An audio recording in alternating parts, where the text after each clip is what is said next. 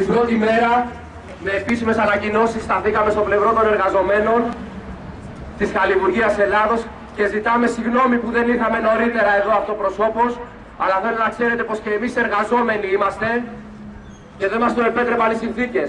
Από εδώ και πέρα με τους ελάχιστους πόρους τους οποίους έχουμε, γιατί δεν μας χρηματοδοτεί κανένας και δεν μας πληρώνει κανένα κράτος και κανένας ρουφιάνος δεν από πίσω μας, με τους ελάχιστους πόρους που έχουμε θέλουμε να γνωρίζετε πως είμαστε στο πλευρό σας και κυρίως εκφράζουμε την ηθική συμπαράστασή μας, την αγάπη μας και καλή δύναμη σε όλους. Συγχαρητήρια και να συνεχίσετε αυτόν τον ωραίο αγώνα.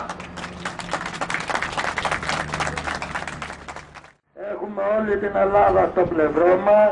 Βλέπουμε τι γίνεται, για παράδειγμα, στο μαύρο μέτωπο της κυβέρνησης, όπως είναι το Πασόκ, το Λάος, που πήγε μαζί με τη κυβέρνηση της Νέας Δημοκρατίας.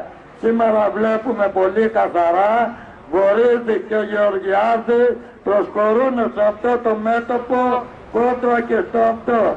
Είναι πολιτικά παιχνίδια που θέλουν όμως να σακίσουν τους εργαζόμενους.